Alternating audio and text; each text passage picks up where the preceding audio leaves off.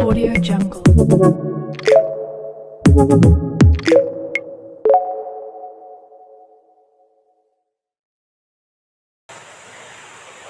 Assalamualaikum warahmatullahi wabarakatuh.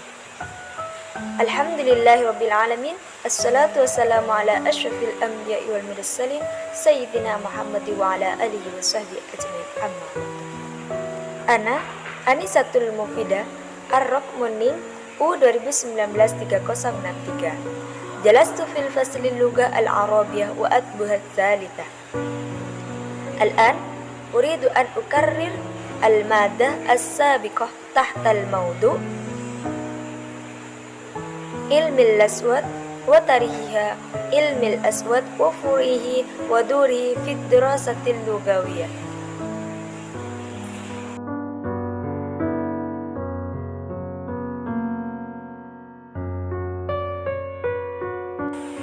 Bismillahirrahmanirrahim. Al-ilmil aswad wa furihi. يتفرع علم الأسود على أساس ماهية الأسود وظيفتها. يتفرع علم الأسود على هذا التصنيف إلى فرعين يطلق عليهما الفونetик والfonologi. Ilmu aswad dan cabang. Pembagian ilmu aswad yakni ada dua, fonetik dan fonologi. Yang pertama, fonetik. Fonetik adalah ilmu yang membahas tentang bunyi-bunyi akustik dan organik dari segi hasil saluran keluarnya, bagian pengucapannya, sifatnya, dan perpindahannya. Kemudian alfonologi. Fonologi adalah ilmu yang membahas fungsi bunyi yang keluar dari susunan yang jelas dari sisi spesifikasinya, sifatnya, dan fungsinya. Adapun perbedaan antara fonetik dan fonemik akan ditampilkan pada tabel berikut.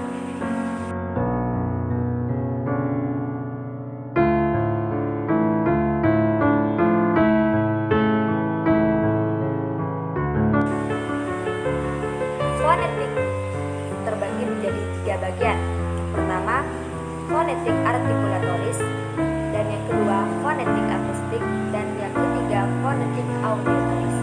Yang pertama, fonetik artikulatoris, yakni cabang fonetik yang mempelajari tentang mekanisme alat-alat bicara manusia yang bekerja dalam menghasilkan bunyi bahasa serta bagaimana bunyi-bunyi bahasa itu diklasifikasikan. Kemudian yang kedua, fonetik akustik, yakni cabang fonetik yang mempelajari bunyi bahasa dari segi bunyi sebagai gejala fisik, frekuensi getaran, amplitudo, intensitas atau timbre. Kemudian yang ketiga, fonetik auditoris, yakni fonetik auditoris adalah cabang fonetik yang mempelajari bunyi bahasa ketika bunyi tersebut sampai ke telinga pendengar, baik dari segi psikologis maupun jiwa. Adapun penjelasan yang tadi, yakni fonetik dan fonologi, itu mencakup 3 pengertian ilmu bunyi. Yang pertama, pembagian ilmu bunyi deskriptif dan normatif atau perspektif. Yang pertama, ilmu bunyi deskriptif. Ilmu bunyi deskriptif adalah ilmu bunyi yang bahasanya jelas seperti yang diucapkan para ahli dalam lingkungan tertentu dalam metode tema tanpa memperhatikan analisis dan pendekatan. Kemudian yang kedua, ilmu bunyi normatif atau perspektif.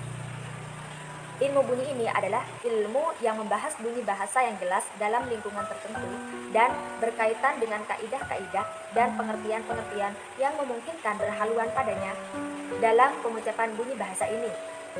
Kemudian pembagian yang kedua yakni ilmu bunyi sinkronik atau deskriptif dan ilmu bunyi diakronik atau historis. Yang pertama, ilmu bunyi sinkronik adalah ilmu bunyi yang membahas tentang bunyi bahasa yang jelas dalam periode waktu yang terbatas dan telah disebutkan ilmu ini memiliki nama lain yaitu ilmu bunyi deskriptif. Atau untuk mengisyaratkan ilmu ini mengikuti metode deskriptif Adapun pembagian yang ketiga dari ilmu bunyi yaitu ilmu bunyi komparatif atau perbandingan dan ilmu bunyi kontrastif. Ilmu bunyi komparatif adalah ilmu bunyi yang menjelaskan keserupaan bunyi dan perbedaan bunyi dalam bahasa yang berhubungan dengan kumpulan suatu kebahasaan, seperti perbandingan bunyi antara dua bahasa, misal bahasa Arab dan bahasa Indonesia.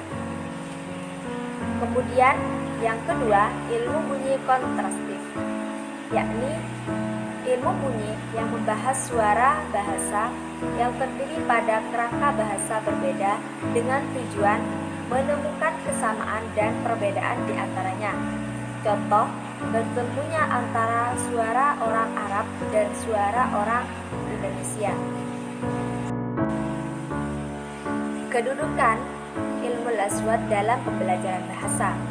Yang pertama, ilmu aswad memberikan penjelasan dalam pembelajaran sorof atau morfologi. Ilmu aswad sangat berperan khususnya dalam penjelasan sebagian fenomena dalam dasar kalimat berikut. Misal contohnya, perpindahan dari kata daroba menjadi daroba itu disebut dengan ilmu aswad yang di dalamnya menjelaskan tentang ilmu sorof atau morfologi. Yang kedua, ilmu aswad memberikan keterangan untuk pembelajaran nahwiyah atau sintaksis. Misal, saya contohkan pada sebuah jumlah. Al-ustadu la yahdiru hadzal yawm. Guru tidak hadir hari ini. Nah, pembelajaran jumlah ini sangat berpengaruh pada pembelajaran ilmu aswad, yakni pembelajaran nahwiyah atau sintaksis. Kemudian yang ketiga, dalam pembelajaran makna kalimat atau semantik. Contoh, Mudirah madrasah al-jadidah. Ini dijelaskan kapan kalimat al-jadidah menjadi sifat dari mudirah dan kapan menjadi sifat dari al-madrasah. Dalam ilmu aswad ini barulah diketahui dengan mempelajari semantik. Kemudian yang keempat, tentang fonologi, memberikan pemahaman untuk kajian leksikologi dan leksikografi. Karakteristik pengucapan kalimat kamus sangat membutuhkan pada penulisan suara yang dalam begitu juga penyusunan kalimat kamus itu membutuhkan perhatiannya dasar suara agar susunannya itu berdasarkan tempat keluarnya berbagai suara, maka dimulai dengan suara yang paling jauh keluarnya, yaitu ain. Sebagaimana telah dijelaskan tadi, fonologi sangat penting terhadap pengucapan atau pelafalan fungsional dan pembelajaran. Yumkin hadza minni, syukran ala musyahadatikum. Assalamualaikum warahmatullahi wabarakatuh.